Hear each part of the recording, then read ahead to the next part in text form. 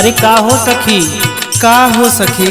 देखा थी 2-4 दिन से मुँहा बड़ा लटकाए बैठी रहा तू। हाँ हो बात है कुछ ऐसन बा। का भइल बतावा? सुना सुनावा। मन कर मर जाइना हरिया में, मन कर मर जाइना हरिया में, पिया रख ले बा सब दिन सा हरिया में।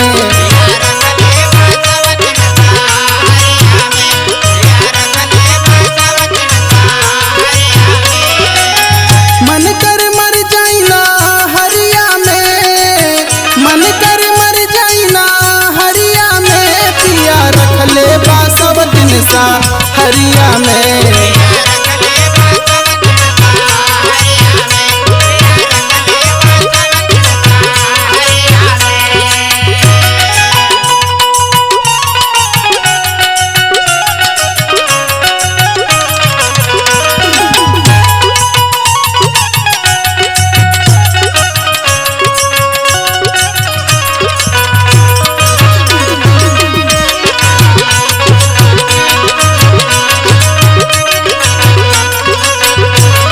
और सुनाए सखी? सुनावा सुनावा सखी। सुधिया न लेवे कबहू हमरो सजनवा हो, हमरो सजनवा।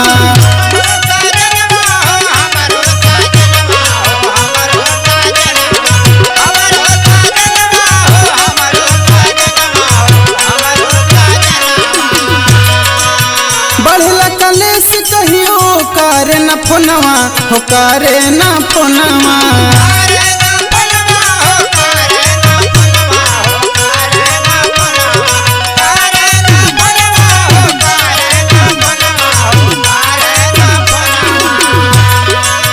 सुधिया न लेवे कबहू हमरो सजनवा हो, हमरो सजनवा।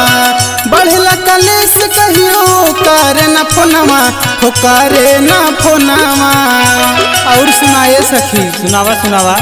रहिले अकेले बा खरिया में, रहिले अकेले बा खरिया में, पिया रख ले बा सब दिन सा हरिया में।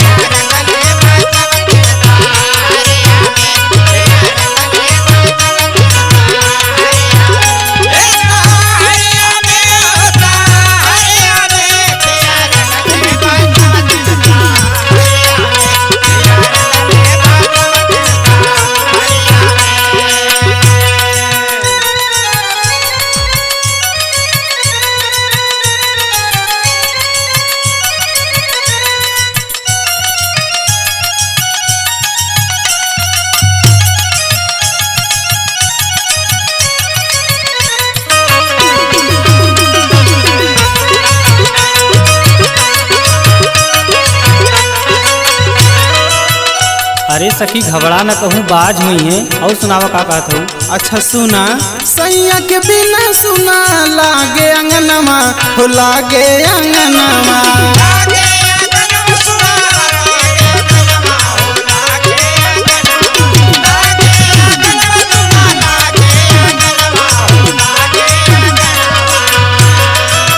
जो है लचुड़िया बिदिया हाथ के कंगनवा हो, हाथ के कंगनवा।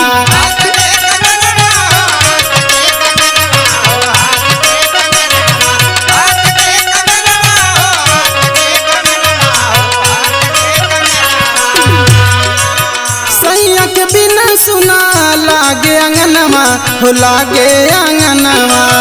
जो है लचुड़िया बिदिया हाथ के कंगनवा हो, हाथ के कंगनवा। ना जाने कवने नागरिया में, ना जाने कवने नागरिया में, पिया रख ले बा सब दिन सा हरिया में।